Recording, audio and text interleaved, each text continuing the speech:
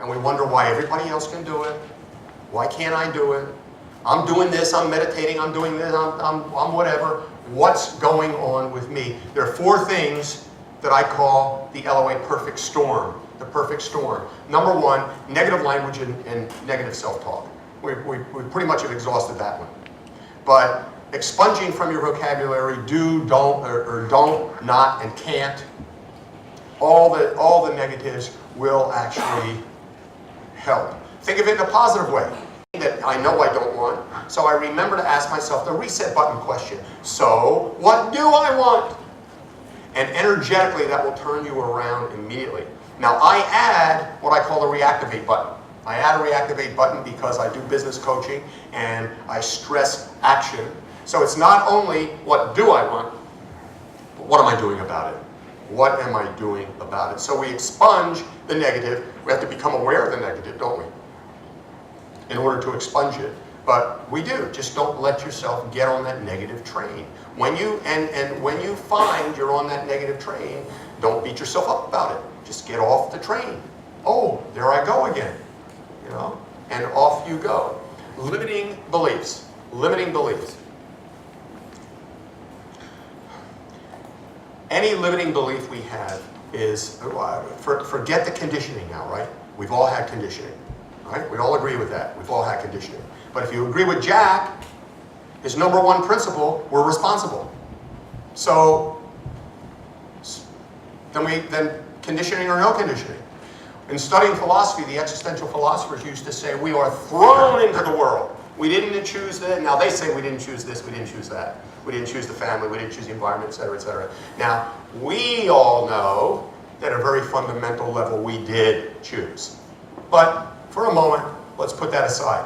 Whatever your hand is dealt you is the hand you play. And you play it to win. You definitely play it to win. And that's how I coach. Whether it's personal or business, I help you play it to win. Emotional addictions, these are really big. These are really big. When my coach said to me, my breakthrough coach said to me, Jeff said to me, you are addicted to disappointment, and I didn't understand it. Understand this. Every single thought we have, every single emotion we have, the hypothalamus releases a neuropeptide into the brain, okay, and into receptor cells. And we can become addicted to our own juices, to our own chemicals, in the same way as you can become addicted to heroin, to whatever drug, okay? Now what happens is this. Anybody ever know somebody who's angry all the time? Know anybody like that? Chip on his shoulder? Come on, bring it on, kind of thing. And sure enough, do they find it? Do they find the fights?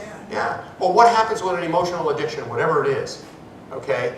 The hypothalamus is pumping neuropeptides into the brain. The brain now is only trying to get a fix.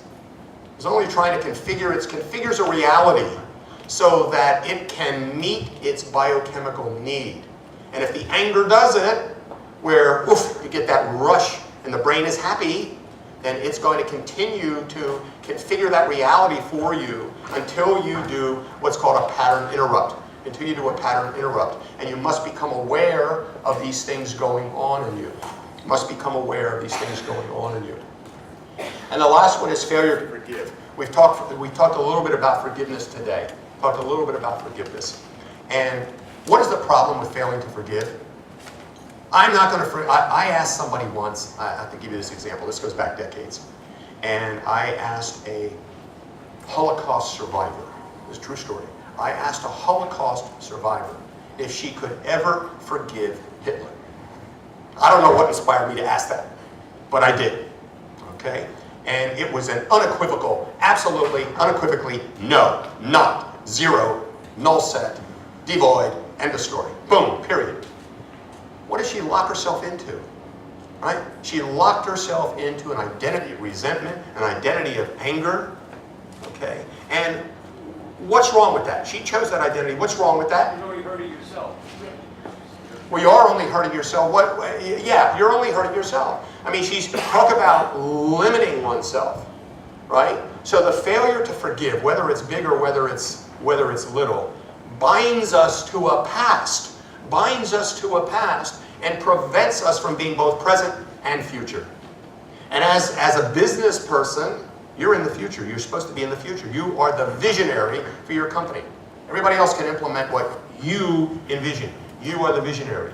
So all those bad partnerships you might have had, all this guy that owes you money and you're ticked off at him, you know, I can't wait, you know, and you get all these emotions up. All of this is binding you to a past. And you're not able to release in order to be present and to actually envision and bring about your future. That's why forgiveness is, failure to forgive is major. There's a section in my book. There's a forgiveness. What is it? It's a decree. It's a decree. And I look back at the sparks that flew growing up between my dad and me, right? And my mom, you know. And I think a lot of times, you know, there was a great deal of, wow, anger on my part. Anger, resentment. I felt sat on. I felt oppressed. I didn't feel like I could be my true self. However you want to say it. It's not a unique feeling. We've all grown up with these things, right? But I put a forgiveness in my book, and one of the reasons I did was I felt that, and I sometimes still feel that my dad in particular harbors guilt. Okay, I'm not talking about physical abuse or anything like that, but we really got into it. And subsequent to this time growing up, well, he supported me in this, and he supported me in that, and what about this? And he was like offering, what do you call them? Laurel branches. Is that the expression? And I always felt, what is it? Oh, thank you.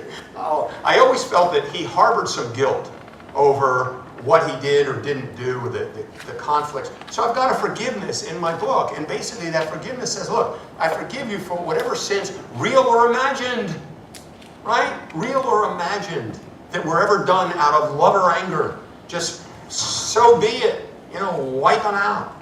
Wipe them out. And otherwise, we are bound by that. We are bound by that. And over the years, I've become more and more, I have felt more and more fulfilled in living that archetype of mind, living that archetype of abundance, living that archetype of the truth, seeking the truth, and being who I am. Now, there are still elements in my life today that are, nobody's keeping me from doing anything. But there are those negative elements in my life, and I don't need to go into them. But they are there, and I know that I'm going to need to eventually extricate myself from certain influences, let's put it this way, or certain interactions.